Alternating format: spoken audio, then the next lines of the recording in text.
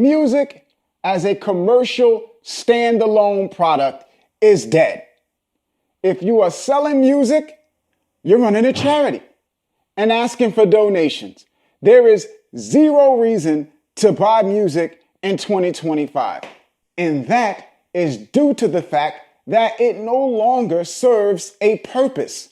So once upon a time, people wanted to take music out of nightclubs and off the radio and into their homes where they had control to listen to whatever song they wanted to listen to. And you got vinyl records and record players that allowed people to do that. So it served the purpose. Vinyl records and record players served the purpose of getting people to be able to listen to music at home and giving them control over what they wanted to hear when. Then you had cassettes came along. Cassettes with cassette decks, and that simplified it. It was more compact than vinyl. It gave people an easier ability to fast forward and rewind and get to the songs that they wanted to hear. Then you had CDs come along, which gave people the ability to just skip through songs easily. And it carried more songs in a more convenient manner. You didn't have to flip from side A to side B like you had to do with cassette tapes. And improved audio quality. Then from CDs, we move into the digital era, which nobody was all that thrilled about. It was the iPod that sold digital downloads, because outside of the iPod, people were stealing music. They were getting it from file sharing sites and keeping it on their computer, burning it to CDs and playing homemade playlists that they had made. But the iPod made it sexy. People wanted the iPod. They had the commercials with the silhouettes and stuff like that. So that's what people bought into, the coolness of the iPod. And then the convenience of it, which was, hey, carry around all of these songs that you downloaded from some file sharing site. Now you can put all 10,000 of these songs on this one device and walk around with it. You don't have to carry around a whole bunch of CDs and have like a 50 CD changer in your car and all of this different type of stuff. So it simplified carrying music around and also being able to access the music that you had, where you could easily get to any particular song you wanted to hear whenever you wanted to hear it.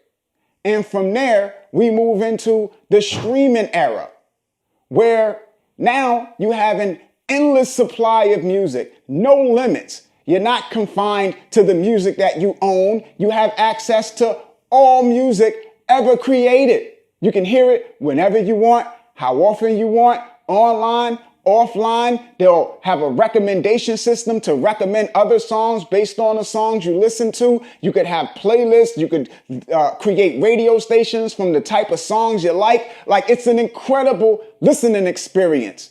So now artists and a lot of the marketers that are trying to sell artists a product are now saying, hey, you know what you need to do? Sell your music, direct the fan, get these people to buy it. And then it's like, what's the point of that? What am I doing with a digital download that I buy from an artist's website in 2025? It doesn't fit the market anymore. Everybody's using streaming. They're using Spotify, Apple Music, YouTube at the least. So when they download that song, what are they doing with it? It's just going to be sitting on their computer collecting dust.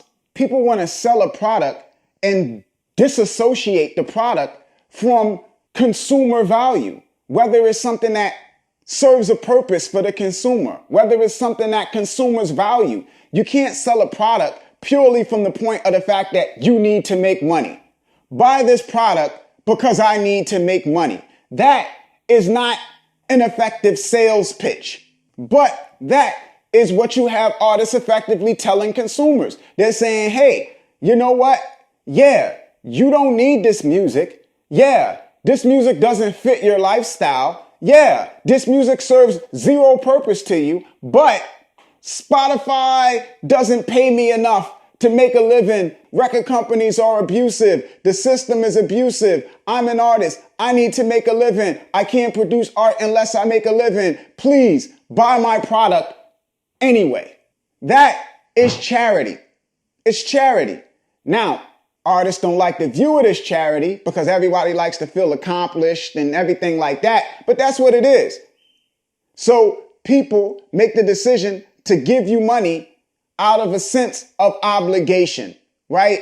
Out of a sense of the same motivations that they would have to give to a St. Jude's or to give money to a bum on the street. Let's say, hey, you know what? This person deserves to eat. This person deserves to be able to go and buy a bottle of water or whatever have you. So the whole thing with artists being spun into this whole direct-to-fan movement, to me, seems a bit silly. And I'll get to why and how we ended up here in the first place with all of this content around how you need to sell your music direct-to-fan and you shouldn't focus on Spotify and all of this other stuff in a minute. But first, let's talk about what you should be doing instead. What you should be doing is building up your awareness. You should be working to make sure as many people as humanly possible know your name, know your face, know your brand. That is where the value is, because the money is in business to business, and businesses value attention and they value influence. So you look at people like Shaq, who make a whole bunch of money because of his influence and ability to attract attention. So all of these brands will line up to have Shaq in a commercial because a lot of people are going to pay attention to that commercial if Shaq is in it. And there is far more money in that than there is in selling music direct to consumers, because selling music direct to consumers is a quantity game. Consumers spend less money per product. So you're selling a cheap product, which means you have to sell it to a massive amount of people. And the conversion rates are low, especially with music, with products in general, but with music in particular. You're talking about maybe 0.005% of the people that you expose a song to will actually buy it.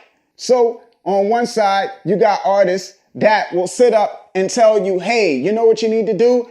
Get your music up on streaming platforms. Use DistroKid. That's who I use. And that artist will be making $10 a month from streams and making $3,000 a month through DistroKid's affiliate program, right? Because you go and you sign up for DistroKid, he gets however much of a kickback from DistroKid, and that's how he's making his living, not off of the streams.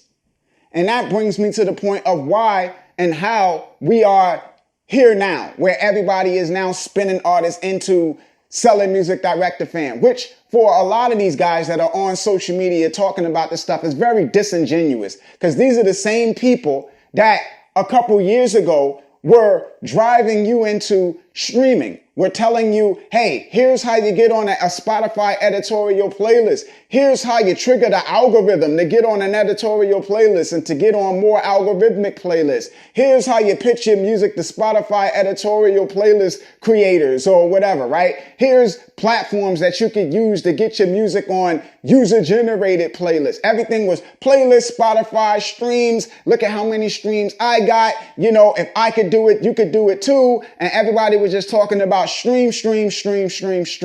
That's what was the conversation. And that's what all of these guys were selling artists, streams. Because for a lot of them, they were having brand ambassador partnerships with a lot of companies that were dependent on you valuing Spotify and streaming. So they had, producers working with BeatStars and stuff like that. And BeatStars, well, if you're going to be leasing beats, you're going to want to have something to do with those beats that you value enough to pay for the beats. So if you value streaming, then yeah, you're going to be spending money on beats, right? So they want to encourage you to stream.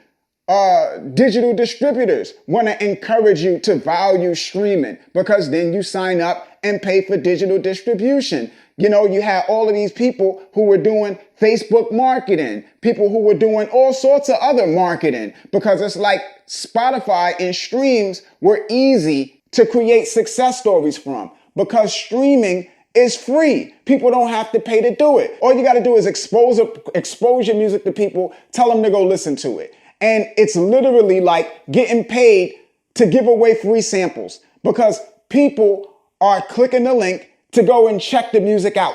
And you're earning revenue from people checking the music out. But that doesn't mean that they love it. Doesn't even mean they like it. The person could dislike the song. The person could hate it.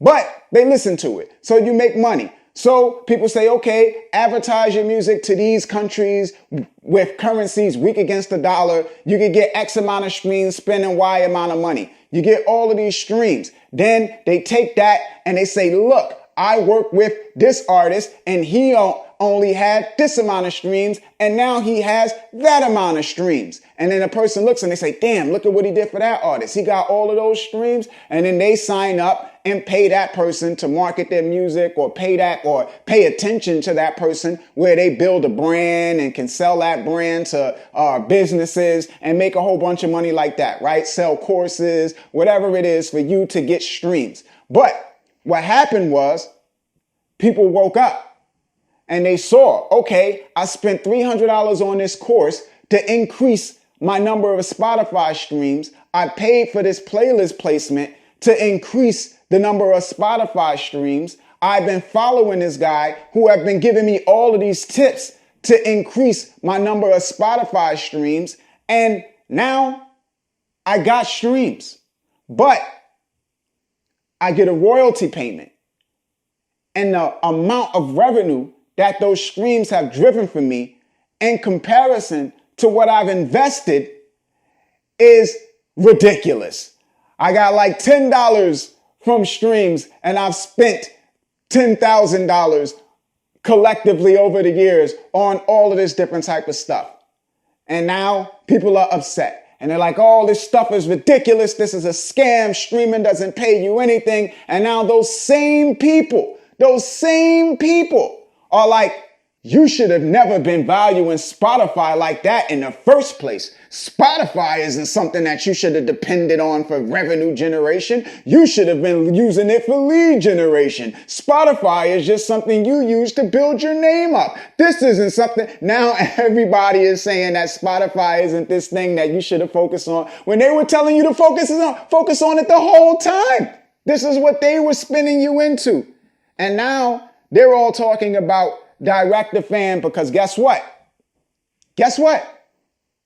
It's easy to create success stories from direct to fan and make themselves look good for giving you that advice. You know why it's easy to create success stories from direct to fan? Because everybody has cousins, everybody has uncles, everybody has mothers, grandmothers, grandfathers. They have people that love them, that will be willing to put money in their pocket to support them. So every artist can come and say, hey, I'm dropping an album.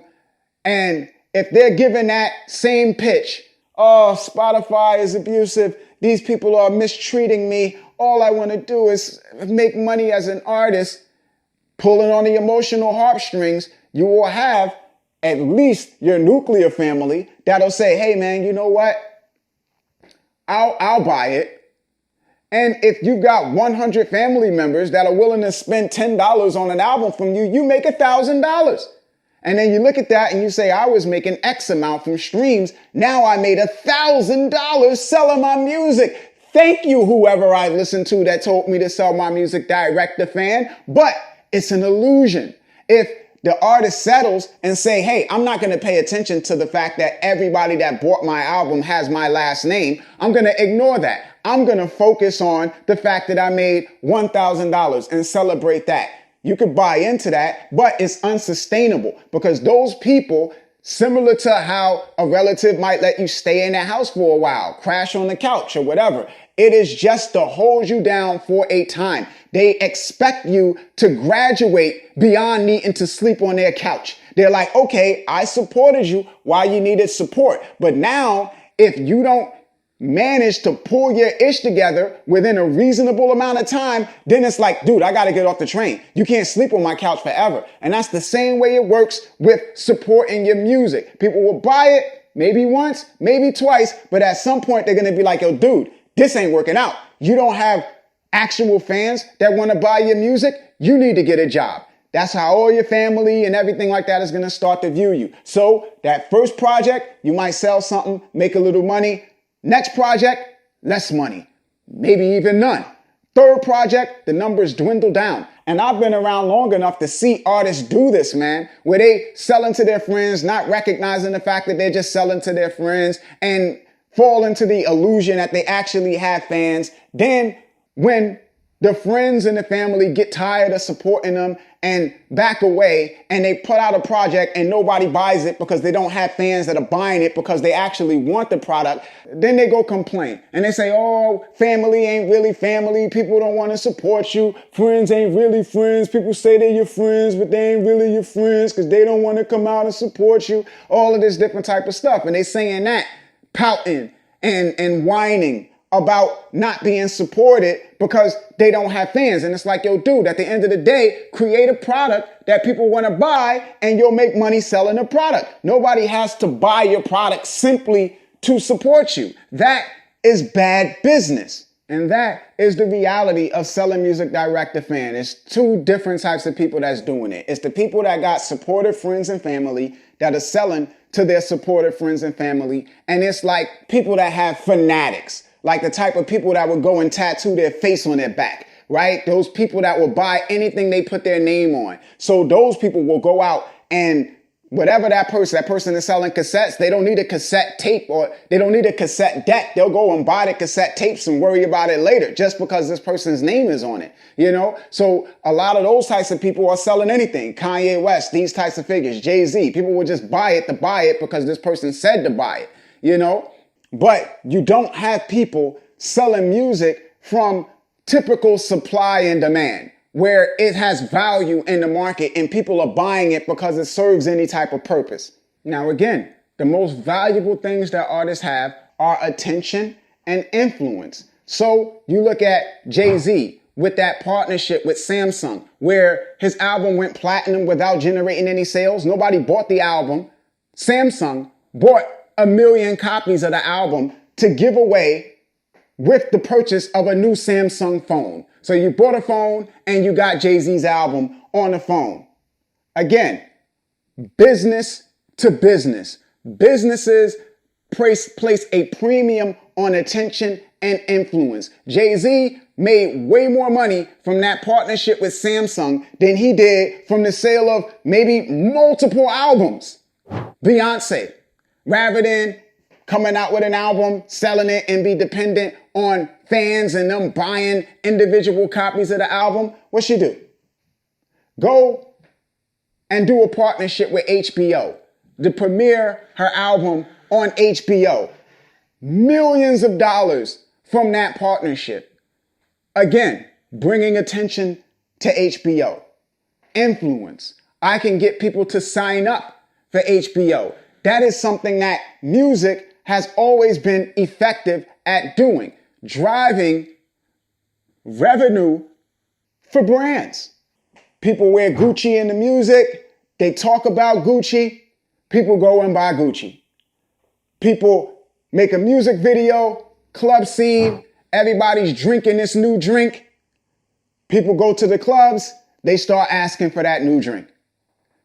People got jewelry on. They talking about the jeweler they use. People come in the money. They want jewelry. They go to that jeweler the artist was talking about in the song. Meanwhile, who's buying the music? Nobody. Because the music isn't the product. It's all the other stuff. It's all the other stuff. And that's something that artists have to recognize and understand. Because it's not something that's exclusive to major artists. It's not. It's something that is accessible to all artists. You live in an area, you got restaurants, you got clothing stores, you got independent designers. You got all sorts of stuff around you where these people are looking for attention too. They're looking for somebody with influence to move the needle for them too. And they're willing to pay to access that. And artists can leverage that if they spend money on driving attention for themselves, where people can be like, okay, well, this guy carries value for my brand and he's somebody worth working with. Other artists would pay for the attention and influence that an artist carries. So that's where the value lies today. It's in business to business, leveraging attention and leveraging influence. And people don't really like key in on that. And you don't hear a lot of conversation around that in the indie sector because it's not something that appeals to the masses. So, and this is, I'm going to tell you guys too, right? The fact is, with the conversations that you find in the indie sector are driven by people who are trying to sell products to indie artists. And everybody understands that sells products to indie artists, that indie artists don't want to spend a lot of money. They want to spend the least amount of money as possible. So you sell them a cheap product, which means in order to make significant money, you have to sell to a lot of people. So you don't want to preach a message. You don't want to preach a message that doesn't appeal to a lot of people. So you're not going to talk about anything that's dependent on people having talent, because then you're going to reduce the amount of people that find value in your product, because not a lot of people have talent. That's something that's rare.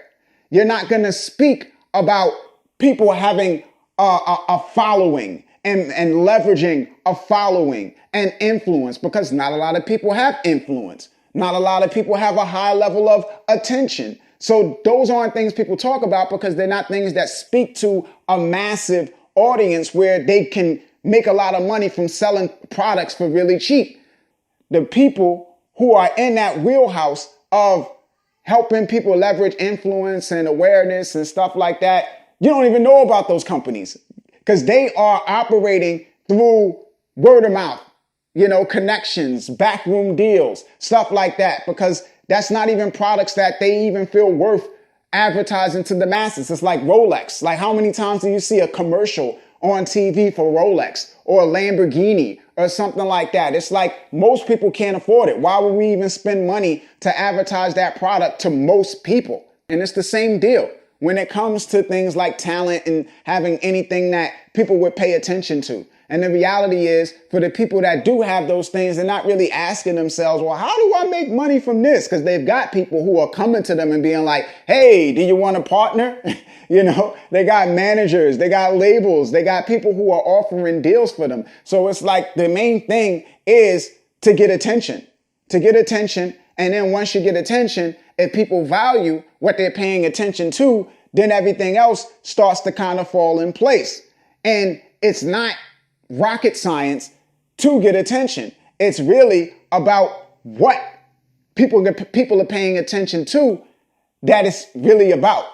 So it's like you can advertise through Facebook Boost. You can advertise through any kind of means and get people to pay attention to something. And if they value it, you win. If they don't value it, you lose. And it's as simple as that. People complicate it because, again, they got a product to sell. But yeah, that's my 2 cents, because this is something that's been grinding my gears for a while. So it's something that I wanted to cover and talk about. But as always, you guys can agree to disagree or agree, whatever the case may be. Feel free to reach me at Payusnomind on Instagram, at Payusnomind on Twitter, payusnomind@gmail.com. Hit me up on Instagram or Twitter if you want to chop it up. This is Gift signing off. Pay us no mind. Peace, good people. 1.